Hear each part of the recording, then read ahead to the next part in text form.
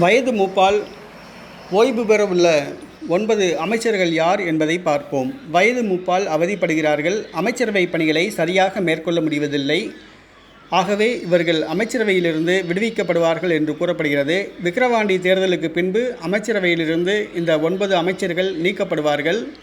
வயது மூப்பினால் அவதிப்படுகின்ற இந்த 9 அமைச்சர்கள் நீக்கப்படுவார்கள் என்று கூறப்படுகிறது. அவர்கள் யார் என்று பார்ப்போம். துரைமுருகன் வேலூர் மாவட்டம் காட்பாடி தொகுதியை சார்ந்தவர். காட்பாடி தொகுதியிலிருந்து தொடர்ச்சியாக வெற்றி பெற்று வருகிறார். இந்த முறை மிகவும் குறைவான வாக்குகள் வித்தியாசத்தில் வெற்றி பெற்றார். நீர்வளத்துறை அமைச்சராக உள்ளார். திமுகவின் பொதுச் செயலாளராக உள்ளார். வயது 85 வயதுக்கு மேல் ஆகிவிட்டது. வயது மூப்பால் அவதிப்பட்டு வருகிறார். நடக்க முடியவில்லை, சரியாக பேச முடியவில்லை, சரியாக நினைவுகள் இல்லை. முத்துச்சாமி ஈரோடு மாவட்டத்தை சார்ந்தவர். எம்ஜிஆர், ஜானகி அம்மாள், ஜெயலலிதா ஆகியோர் அமைச்சரவையில் அமைச்சராக இருந்தார். தற்பொழுது மு.க. ஸ்டாலின் அமைச்சரவையில் அமைச்சராக உள்ளார். மதுவிலக்குத்துறை அமைச்சராக உள்ளார். திமுக மாவட்ட செயலாளராக உள்ளார். வயது 70 வயதுக்கு மேல் ஆகிவிட்டது. வயது மூப்பால் அவதிப்படுகிறார். சரியாக வெளியூர் செல்ல முடிவதில்லை. KN நேரு திமுக அமைச்சராக உள்ளார். கருணாநிதி, மு.க. ஸ்டாலின் அமைச்சரவையில் அமைச்சராக இருந்தவர். திமுக மாவட்ட செயலாளராக உள்ளார். தற்பொழுது திமுகவின் முதன்மை செயலாளராக உள்ளார். வயது 70 வயதுக்கு மேல் ஆகிவிட்டது. இவரால் சரியாக நடக்க முடியவில்லை. உடல்நலக்குறைவினால் அவதிப்பட்டு வருகிறார். வெளியூர் செல்ல முடிவதில்லை. ஆத்தூர் பெரியசாமி திண்டுக்கல் மாவட்டத்தை சார்ந்தவர். ஆத்தூர் தொகுதியில் வெற்றி பெற்றுள்ளார். இவருடைய மகன் செந்தில் பழனி தொகுதியில் வெற்றி பெற்றுள்ளார். தமிழக அமைச்சராக உள்ளார். கருணாநிதி மற்றும் மு.க. ஸ்டாலின் அமைச்சரவையில் அமைச்சராக உள்ளார். வயது மூப்பால் அவதிப்படுகிறார். சமீபத்தில் கூட உடல்நலக்குறைவினால் மதுரை மருத்துவமனையில் அனுமதிக்கப்பட்டிருந்தார். ஆகவே இவரால் வெளியூர் செல்லவும் முடிவதில்லை. அமைச்சரவை பணிகளையும் சரியாக மேற்கொள்ள முடிவதில்லை. பொன்முடி விழுப்புரம் மாவட்டத்தை சார்ந்தவர்.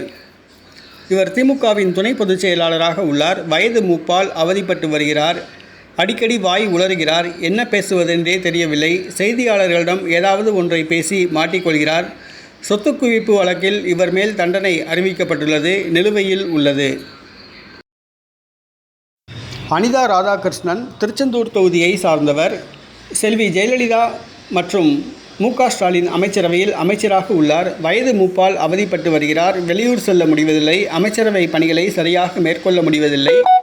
மேலும் இவர் மீது அமலாக்கத்துறை கண் வைத்துள்ளது. எந்த நேரத்திலும் சோதனை செய்யப்படலாம் என்று கூறப்படுகிறது. சாத்தூர் ராமச்சந்திரன் அருப்புக்கோட்டை தொகுதியிலிருந்து வெற்றி பெற்றுள்ளார். இவர் எம்ஜிஆர், கருணாநிதி, மு.க. ஸ்டாலின் அமைச்சரவையில் அமைச்சராக இருந்துள்ளார். சமீபத்தில் நடைபெற்று முடிந்த பாராளுமன்ற தேர்தலில் அருப்புக்கோட்டை தொகுதியில்தான் திமுக மிகப்பெரிய பின்னடைவை சந்தித்துள்ளது. ஆகவே திமுக தலைமை இவர் மேல் அதிருப்தியில் உள்ளது. இவர் தமிழர் கிடையாது, ரெட்டியார் சமூகத்தை சார்ந்தவர். வயது 80 வயது ஆகிவிட்டது. உடல்நலக்குறைவினால் அவதிப்பட்டு வருகிறார். ரகுபதி புதுக்கோட்டை மாவட்டத்தை சார்ந்தவர்.